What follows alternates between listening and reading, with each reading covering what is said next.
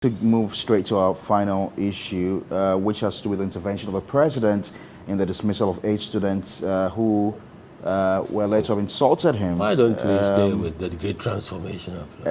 Interesting. I'm going to start with Professor Jampo because he's also an educationist. What was your reaction when you heard of the dismissal of the students? See, we say institutions are weak in our part of the world. And I believe I taught you political institutions. And so you did. Yeah, and so when I talk about institutions, you know what I mean. Essentially, I'm talking about rules that must guide repeated human interactions. And what makes TV3 an institution is simply because there are rules that governs how things are done here. It's not a jungle. And so, if we say institutions must be strengthened, then their rules must always be allowed to be enforced. If students went, the first question you ask yourself is that, is it a law, is it a rule that students can go to schools with their mobile phones? If it's a no, I have a daughter in a high school. She holds her phone. I drive her from home to school. The moment you get to school, she hands over her phones to you because she knows she can't use a phone there. And so how come we allowed children or school children to have their phones on? It shows that the rule was flouted. Okay, who superintended over the flouting of the rule? You can talk about the school authorities, you can talk about parents. Okay, but there is a rule that you can't have these gadgets used in schools. So that rule was flouted. Number two, if you flout that rule, what happens to you? If the rule says after you flouted this particular if you like, provision, this is what must happen to you, and you want to follow the rules, so be it. And so the point is that I saw what was aired. I was so appalled. How can SHS students behave like this? We all don't like what is going on in Ghana, and we've been criticizing the government. But to see senior high school students in a trending video insulting the president. Okay, I believe in criticism, but I don't believe in insulting. But small girls insulting the president in that manner, brazen manner, and the video going viral, I thought it was unacceptable. And so I felt that it was the right way to go is to allow the rules of the school to take its course. Yesterday, I called the Director General of Ghana Education Service to find out, and he explained that, well, now they have a directive that headmasters and headmistresses cannot cannot unilaterally sanction stores. If it's about dismissal or something, they cannot do that. And so when the matter came up, they allowed the school to use their own internal processes to handle the matter. They set up a committee to look at the matter. Afterwards, the report went to the Director General, and Director General said he asked that it goes to the school's board or council to review it. They also felt that the recommendations that have been made must be upheld. And so for the GES, all that they sought to do was to implement the recommendation that emanated from the school itself, and not that they themselves took it, that was what you prescribed. I'm sure they have their rules and regulations as to what must happen when you go do some of these things. And so if that was what the rule prescribed, that they should be dismissed, so be it. But I am also aware or mindful about the fact that, and I believe I told you when you were in the lecture hall, that rigid application of rules will also usher a people into a regime of robots. True. And so even though the rule might have prescribed sanctions to the extent of dismissal, we are also mindful of the fact that this is a government that is starting free SHS as its signature project, even though there are so many problems with that project. So you cannot be the government starting free SHS as a signature project and at the same time taking or supporting or allowing the implementation of such, harsh punishment. Right. And so I heard the calls on the president that he should intervene, and I knew that given the pressure, he was going to intervene. And so if it is good, it is good. If it is bad, it is bad. I commend the president for heeding to the calls on people, stakeholders, the minority, all of us asking that he intervenes. He's intervened, and for me, it is good. He should give this same listening ear to other important issues on which Ghanaians have made critical calls. Right. Mr. Kwewu, you are a lawyer. I've heard many people on social media and even in private conversations who are not impressed, very much impressed about the president's intervention. They say, for instance, like Mr. Jampo said, that if institutions must be independent, they must not only be seen to be independent, but they must be seen to make reasonable laws, so that it should be that if a student insults another student, then the provision should state necessarily that you should be dismissed. But if it becomes the personality of a president, and for that matter, you're dismissing them because they insulted the president, then it becomes discriminatory. Wow. So there are no easy answers here. Let's But start no, this way. before you come in, I don't think the decision was as a result of the fact that they attacked the personality of the president.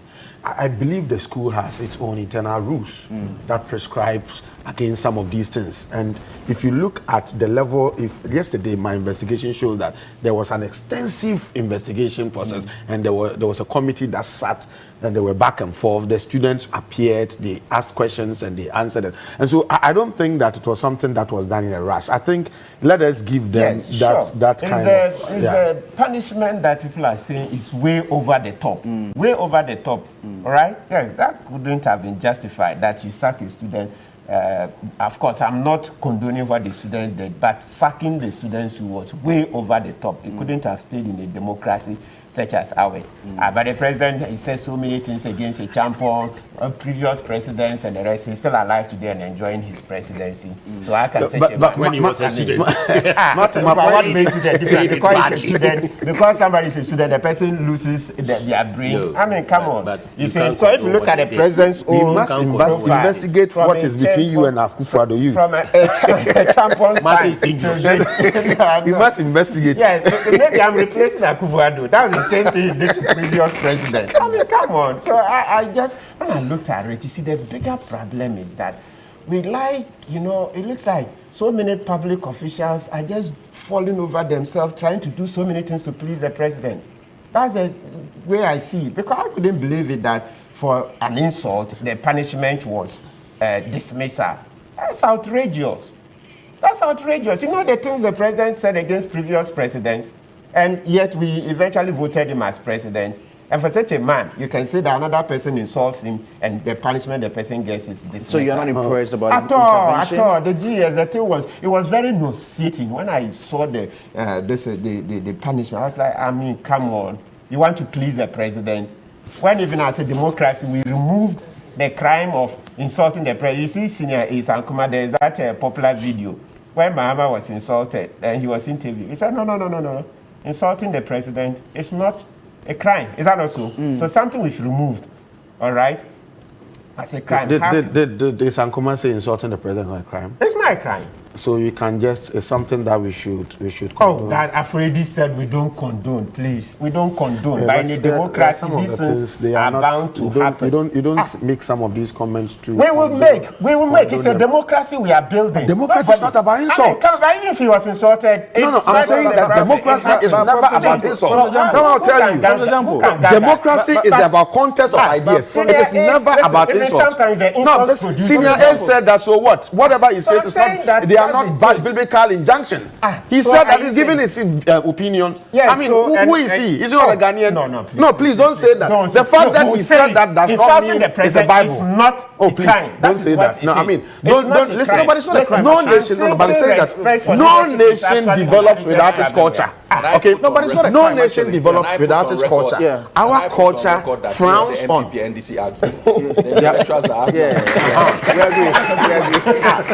a very good one. No, but let me move on to Mr. Wabi shortly because we've got to wrap up for our next. We don't. So let me also have a bite. Let me have a bite. We don't. Let me have a bite. I wouldn't sit here to tell you to allow you to fan insult on anybody. No, he's not. What you are saying, you are telling me that insulting is not a crime. No, but it's not a crime. Even if it's not a crime, we're not fanning. It's not a crime. For example, who allow you to make statements that For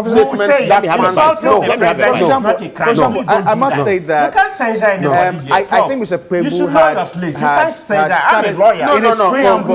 No. You see, it's not about telling me who you are. And the politicians have a right. I know you are a lawyer, but I'm telling you that I will not sit here to allow you to say things that sort of fan insult. I must come in. I must come in here. I am a discerning Ghanaian, well-meaning Ghanaian. I will not sit here. I'm not allow you to do that. I'm not doing that. I'm the host of this program. Trying to draw your attention to this. I won't allow that. You're my former lecturer. I'm the host of the show. You like doing this every time you come here. Gentlemen, don't interject me next time. Let's be fair. Let's be fair to each other. Let's be fair to each other. No, Gentlemen, please. I've got to take charge of this program. Gentlemen, please allow me to take charge of this program. I must state, let's be fair to each other. In his preamble, he said that he does not condone the acts of the students. But he also said that insulting the president is not a crime. And that's a matter of fact. It is not a crime. And he was only restating something that Sankoma had said. And it's a matter of fact. You can check that. Let me take your comments. All of us here have been through the boarding school system. And every school has its rules. There are schools where they will sack you even if you wear the wrong shirt. It's a rule. It's a rule. There are schools where they will sack you if you have the wrong shirt. Yeah, but if the rule is not... Let me land. Comrade Asari, you are doing... If you do... I will do the same thing to you that they are doing to each other. Comrade Asari, you always try to truncate my thoughts. Please go ahead. Comrade Asari, let me continue. Please go ahead. Please go ahead. I have a very simple take on it. Right.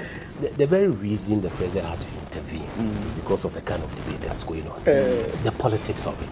It would be so unfair for a public situation creating the impression, perception that because the president was abused by students, they've been sacked. That is a very big difficulty. So the president, in his wisdom, has said, don't associate my name with such a drastic thing. Let them continue. Perhaps you give them another punishment and you continue. But what we must accept is that rules are meant to be obeyed in these institutions. Every single one of them has rules. For some of them, they will sack you for breaking an exit. They will sack you for breaking an exit. You don't have to break windows in a demonstration before they sack you. They will sack you for doing little things just to maintain. That's why we go to be disciplined and to understand discipline.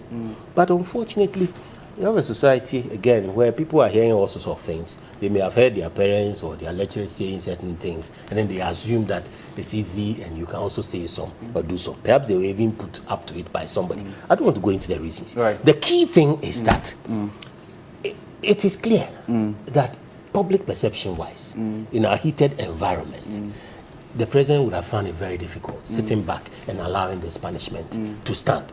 Because irrespective of the objective circumstances, irrespective of the rights of the institutions to do what they have the authority and power to do, he would have been blamed for it because it concerns his person.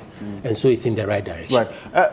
Mr. Sawifia, we've got to conclude this discussion and bring in our next guest. But I hear Professor Jampo, I hear Mr. Yabuaben talk about the need to, go by the rules and all that. And I ask myself, and of course I've had people also ask that, yes, people must take actions and the laws must apply.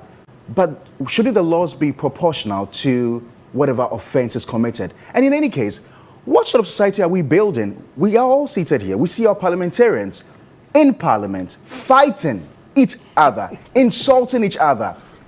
Okay?